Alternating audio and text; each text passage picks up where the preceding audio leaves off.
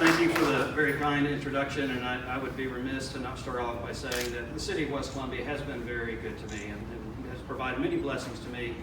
I need to start by saying thank you to our city council, those who are here, Councilman Pringle, Councilman Green. I know that many others are working today and have some conflicts, but our mayor, Bobby Horton, our mayor pro tem, Tim Miles, the council members Aaron Porter, Jimmy Brooks, Trevor Bedell, Teddy Wingard, and Casey Hallman. Those are the folks that are establishing this vision that you're going to see.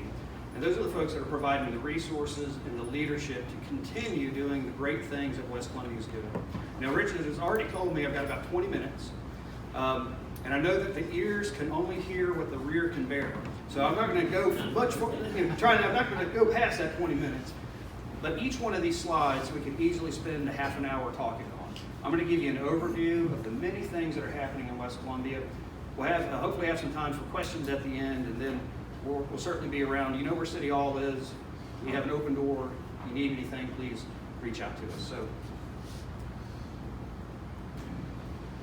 So when you come into West Columbia City Hall, you may ask, who are you going to run into? And I wanted to give you just a general philosophy of how we conduct business at City Hall. When you come into City Hall, you're going to find people who are demonstrating that they are hungry for growth and development. You're going to find people that are going to hold our standards high, but do everything we can to remove as much bureaucracy as possible. You're going to find people who are working to make West Columbia clean and safe. It is clean and safe. And in those areas where it isn't, we're working hard to make it that way. So what do I mean when I say demonstrating hunger for growth and development? We have taken on many jobs to give opportunity for redevelopment and revitalization in West Columbia. One of the things that we have done is applied for and achieved the status of 3 opportunity zones in West Columbia. Now, opportunity zone is a tax incentive for reinvestment of capital gains into areas that are ripe for redevelopment. And the individuals, the investors who are putting their money into a qualified opportunity zone fund can then fund development and projects within these opportunity zone areas and receive tax benefits over the course of up to 10 years. And at the end of that 10-year period, if they have not withdrawn those investments, they actually will get a 100% tax break on the capital gains that were invested in those areas. Now, it's a fairly complicated thing to sell, and our staff has done a great job of putting together a prospectus that highlights the opportunities in West Columbia. If anybody has questions about opportunity zones, reach out to BJ Unthink, our Economic Development Director. He can answer your questions and walk you through it. I hope this is going to work. This opportunity zone prospectus is printed. We can provide copies at City Hall, but it's also online, so that anybody can go to the internet, go to our website, westcolumbiasc.gov. At the top right corner is a tab for opportunity zones. Click on it and you can go to this opportunity zone prospectus. And it will tell you about the benefits of doing business in West Columbia. A message from our mayor. It'll highlight the investor incentives. What will an investor receive with less than 5 years investment, 5 to 7 years, 7 to 10, and then over 10 years of investment? But we want to give people we want people to see the opportunity in West Columbia. So that highlighted area, the blue area, that's all 3 of the opportunity zones clumped together. And so what we've done is we have listed about 22 properties within that area. You see the River District, Triangle City, a lot of US 1, all in those opportunity zone areas. So a good opportunity for redevelopment. But as you're going through this prospectus online, you can go to each of the properties, see a description of the property, acreage, water and sewer availability. We're really trying to promote this area to investors throughout South Carolina and the nation. Like I said, I could go on and on and on about any aspect of this, but I'm going to try to move forward. Let you know a couple of the things that we've been doing that demonstrate that we are hungry for growth and development. We've added over 300 parking spaces in the River District. Now, I've been with the City of West Columbia for 20 years, and if there's one thing I've heard over and over again is we need parking at the river. Well, we've done it. It's 300 parking spaces, parking garage. we're adding, in fact, we've got a future project to continue adding about 25 more spaces. City council is very agile when it comes to adjusting our zoning code to encourage new development. Let me give you an example. The owner of the WIG, Phil Blair, wanted to open up a beer garden on Meeting Street. He came to city staff and shared his idea. Our zoning code just simply would not allow it. The definitions in our code were too strict to allow a beer garden. And any of you, if you haven't been to a beer garden, it is not a place where people just get together and slosh beer glasses around. It's a place where people build community, they talk with each other, they bring their families. It's typically an outdoor experience with yard games, and it's a lot of fun. Our ordinance would not allow that. City council very quickly, within that, I'm going to say 45 days from identifying a project, adjusted the zoning code to create an allowance for this beer garden on Meeting Street that ties in with the many other things that are being developed on Meeting Street, and you'll see those in just a minute. But that's the kind of experience that somebody who's coming into West Columbia with a great idea. Now, with an idea that fit in with the council's vision for that area, where we recognized there was a problem and we adjusted to provide an opportunity. We've also established a floating zoning district, and we amended our planned unit development ordinance to allow for infill development. Now, the floating zoning district, what does that mean, and how does that apply to people who want to invest in West Columbia? Well, we have these redevelopment plans that we've put out. Gateway Overlay District redevelopment plan, our citywide revitalization plan, our neighborhood redevelopment plan. If somebody comes in and says, hey, I want to do that development with that property, you know the co-lot property that you identified and you created a plan for that? I want to do that. Well, we've cut out a lot of the zoning red tape. They're going to apply for it, they're going to get it, because they are doing something that we've already said we want in this area. So that floating zoning district will then attach to that property and allow for that redevelopment. We also amended our PUD ordinance. Now, we used to have, for somebody to do a planned unit development, they had to have at least 4 acres of land. Well, that's really great for somebody who has a lot of opportunity, a lot of money, and a lot of land. What if somebody wants to do an infill development that's smaller, maybe 2 acres or less? They want to do innovative housing that's quality and attractive, but they can't quite fit within the rigid boundaries of the zoning code. Well, we amended our zoning ordinance to allow for city council to look at a specific project and determine if that would be appropriate infill, and then allow for a planned unit development in less than 4 acres. And then you're going to see some of the projects that are being able to take place because of their forward thinking and agility. So we know that there's always going to be growing pains. And when we redeveloped some of the areas on State Street, we try to recognize our existing businesses as well. We want growth, we want development, but we don't want to forget who we are, and where we come from, and who's already invested in West Columbia. So when we were doing projects on State Street, we recognized that parking was going to be an issue for the shops and the restaurants on State Street. So the city hired a valet company to stand out on State Street so that anybody who wanted to come visit the shops or restaurants did not have to worry about parking. I think we kept that valet in place 3 months or so, maybe 2 months. We also, as the Brooklyn development was taking shape, we knew that the dirt parking that was there before was no longer going to be there.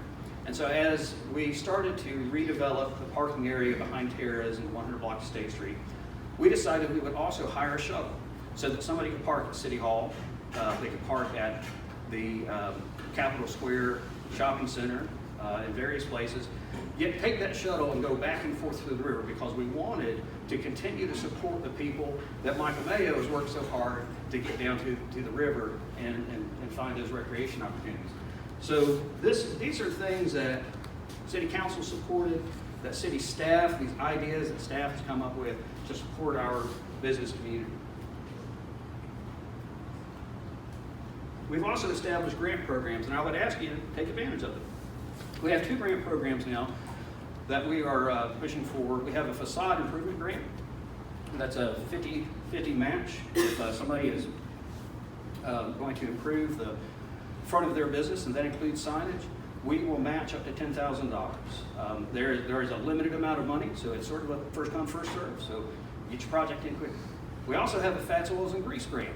And that grant goes back to really where this chamber came to the city of West Columbia and said, we would like the city of West Columbia to adopt a hospitality fund to support projects throughout West Columbia. You're going to see some of those projects. But our restaurants, really, that's where the hospitality fees come from when somebody's buying prepared food. And our restaurants, at the same time, we're bumping up against these regulations, fats, oils, and grease regulations that were handed down from EPA.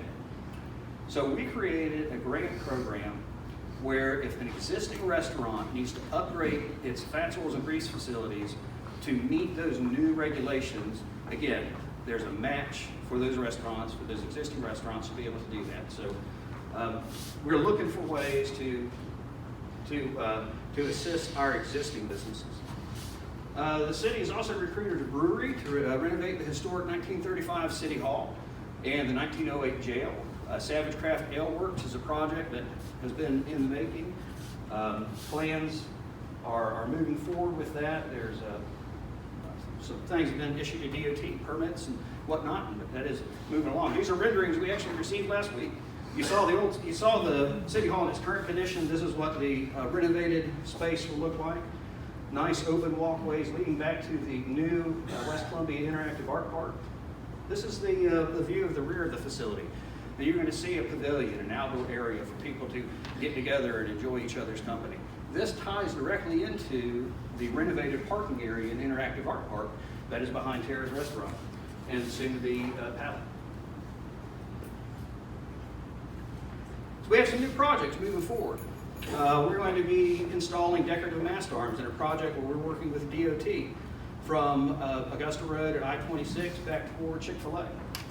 We are going to be doing additional improvements on Alexander Road to provide additional 25 parking spaces right across the street from the Riverwalk.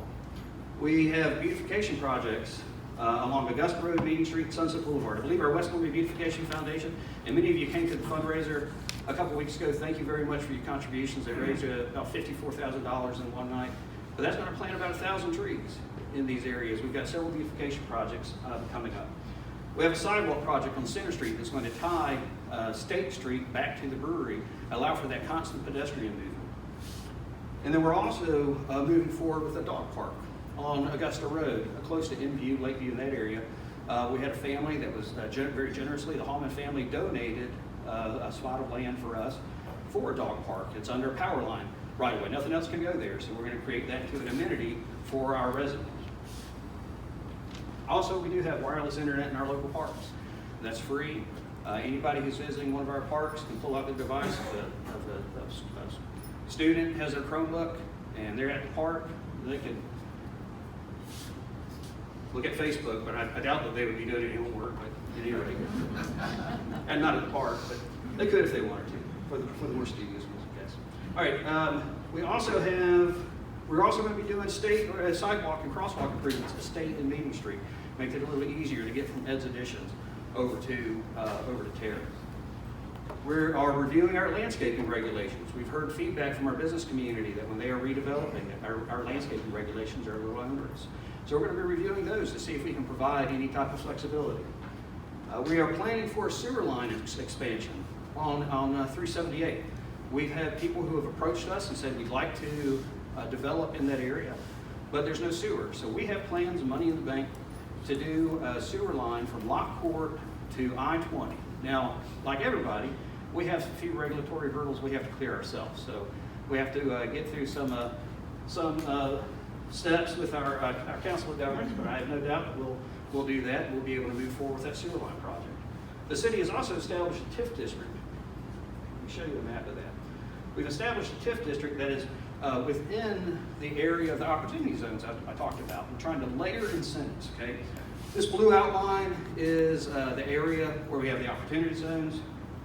What's in green is the existing, the first TIF district that the school board and the county so very graciously cooperated with us to extend that TIF district, the time of that TIF district, and that is what is funding the public portion of the public-private partnership of the Brooklyn development, parking garage and the amenities and the parks there. So that is where we're seeing existing redevelopment. Now the city council has a vision to move that redevelopment further up into Triangle City, further up into US 1. So what you're seeing in that yellow boundary is a newly adopted TIF district, or a Triangle City Revitalization District. We're still working through the process of partnerships with that, but we're very excited about the opportunity that that holds. Let's look a little bit at business license growth. Our business license has gone from 1,380 business licenses to 1,870 in the course of 3 years. Just take note of some other things that are coming up. Our Fallback Fest is on November the 1st. We have our 15th annual Christmas tree lighting on December the 6th.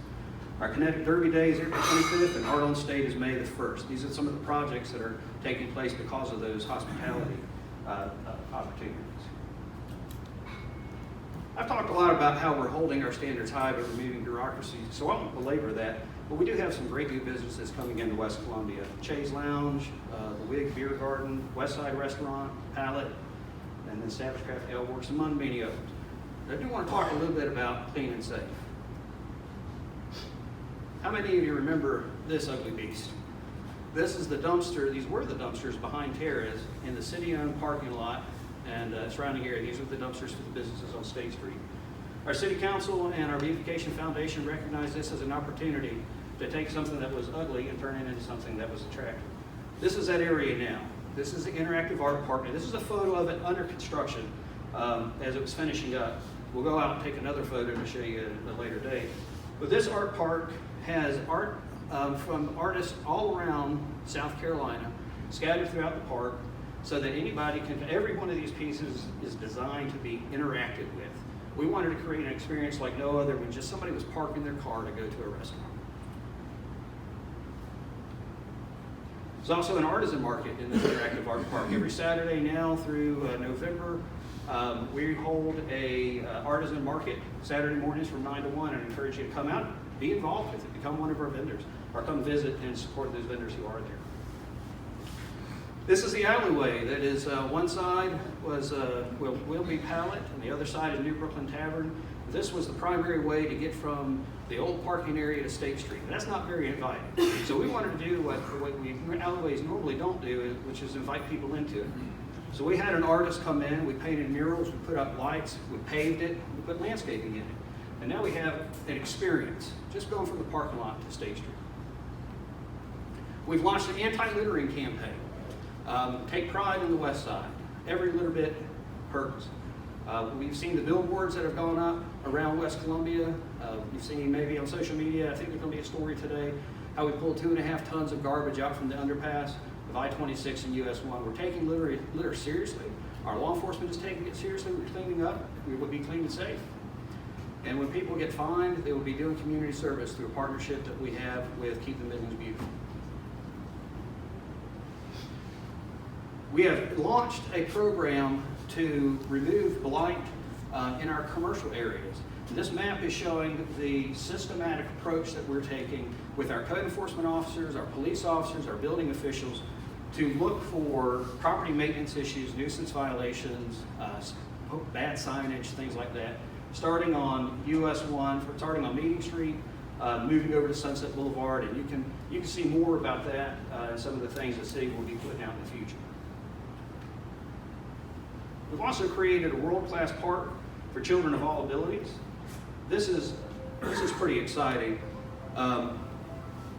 This was a park that really started as remember Tim Miles and I were standing at a vacant lot on Hudson Street looking at it and seeing if there was a way to create some parking to alleviate parking issues in the Mill Village. And starting to talk with some adjacent property owners, we realized there was an opportunity to acquire half the block and to do some improvements to Caraway Park. We wanted to build a park where all children could play together and not in separate areas. So everything about this park is designed for a shared play experience and for dignity. So where there is a swing, there's a traditional swing, there's a modified swing for a child with special needs. We have a zip line, it's a zip cruise. There is a traditional disc, And then there's also a modified seat for a child with special abilities, because we want everybody to have that shared experience of swinging on a rope swing with their cousin, with their dad, with their mom, with their friend. The bathrooms are all family bathrooms, and they are designed with dignity in mind. We are putting in devices so that no one has to lay their child on the floor to deal with changing garments in an undignified manner. So these facilities, first class. And this is City Council saw a need, and this is where they're filling. That's an actual aerial image of the park just this last week. So you'll see what was in that 3D rendering is what's being delivered. We expect that that's going to be completed sometime in October. Our fire department recently was awarded the ISO rating 1. And the fire department is one of only 28 departments in South Carolina that have an ISO 1 rating. Only one of 348 in the nation. That helps you, hopefully, with some of your insurance premiums. We've also added a paramedic to every shift in the fire department, so that when our firefighters, our men and women get there first, they are getting there with someone who is qualified to push fluids or provide whatever care they can at that moment, waiting for the ambulance to come. Let me show you a little bit how this all pulls together. This is our river district. These are the projects we talked about. Here's the Brooklyn development. That's building 3 has been completed. We are looking forward to see the 4th building started. There's the interactive art park. There's the enabling park. We've installed bollards along our river walk to prevent vehicles from accidentally entering the river walk. This is the Spring Street Cottages, which is the infill housing development made possible by council being agile and adjusting the PUD ordinance. The Savage Craft Ale Works. So when you see that picture, you can see how all of these various projects are coming together to create a fantastic, driven, clean and safe, low bureaucracy, high standard, hungry for growth and development West Columbia. Here is my contact information. I love this photo. This little girl was in our last Kinetic Derby Day. I encourage you to come out, and to the next one, we have a feature that's going to come up with her in it. But she just sort of screams at what a Sunday afternoon should be about, right? She built that airplane with her grandfather. Yeah. So that she's landing in a pile of grits, and that's part of what we do. We say, make it to the grit pit. Show us your grit at the Kinetic Derby Day. So, anyway. That's my contact information, my email address, my telephone number. If you need me, that's my direct line. If you need me, please give me a call. I'll be glad to help you out however I'm able to. We can't say yes to everyone. We still have to hold our standards high.